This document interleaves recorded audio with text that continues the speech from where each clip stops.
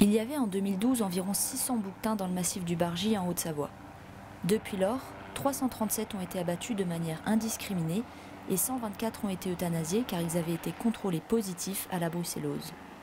Dans le cas du Bargy, il s'agit là d'une problématique complexe qui touche à la fois la faune sauvage de montagne et l'élevage domestique. Pour y voir plus clair, nous avons demandé à Jean-Pierre Crouzat, référent France Nature Environnement depuis 10 ans sur cette affaire, de répondre à nos questions. La brucellose, c'est une infection bactérienne qui est transmissible à l'homme. On l'appelle aussi pour l'homme la fièvre de Malte. Elle se transmet aussi aux animaux, aux cheptels domestiques et à la faune sauvage. La brucellose, donc, chez les bovins notamment, peut causer des avortements.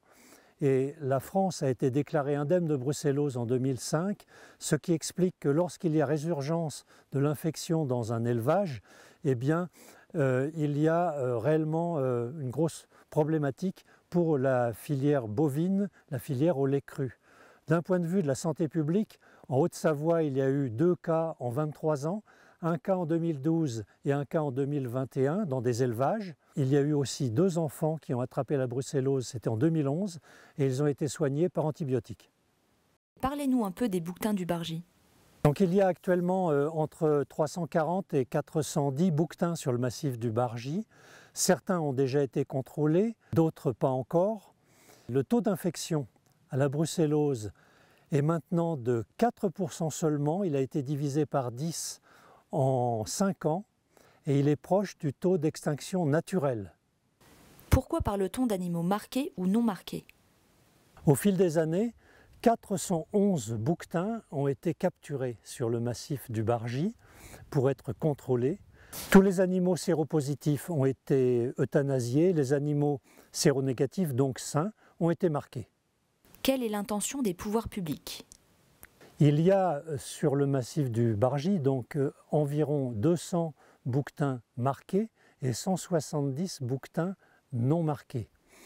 L'arrêté préfectoral de mars 2022 prévoit que tous les animaux non marqués soient abattus et peut-être même davantage si le taux d'infection était reconnu comme significatif sans avoir clairement défini ce critère.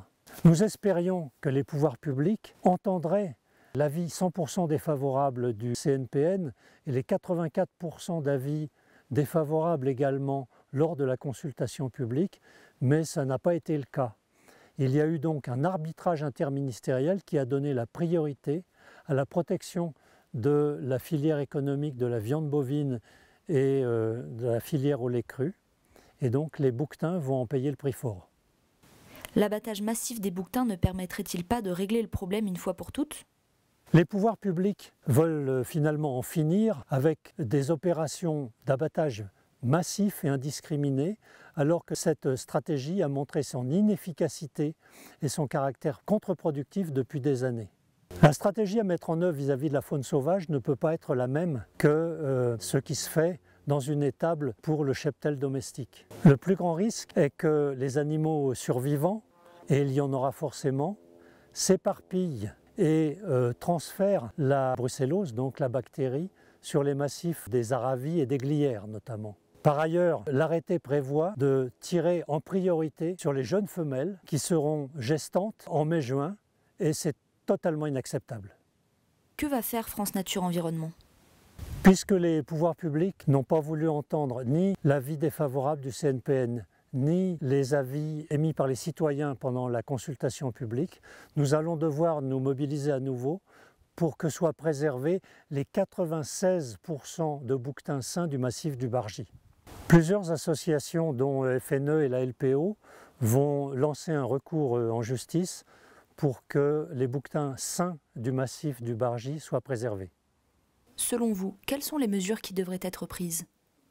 La brucellose est une infection qui, lorsqu'elle atteint un troupeau, un bovin, impose justement d'abattre tout le troupeau.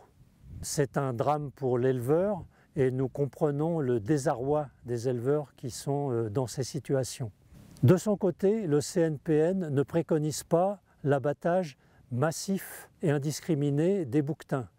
Il préconise au contraire d'intensifier les captures avec contrôle des animaux et euthanasie des séropositifs, et aussi de bien séparer les zones de pâture du cheptel domestique et de la faune sauvage. Alors parmi les autres pistes, il y a la question de la vaccination des bovins qui n'est pas autorisée à ce jour. Il en résulte que les bovins donc, sont très fragiles vis-à-vis de l'infection brucellique et ils montent chaque été en estive dans les alpages, au contact donc de la faune sauvage. Alors pour assurer un risque zéro pour l'élevage, faut-il tuer les bouquetins et aseptiser la nature? Nous ne sommes pas d'accord. Et moi, qu'est-ce que je peux faire? Pour nous aider à protéger les bouquetins du Bargy, merci de relayer cette vidéo dans vos réseaux.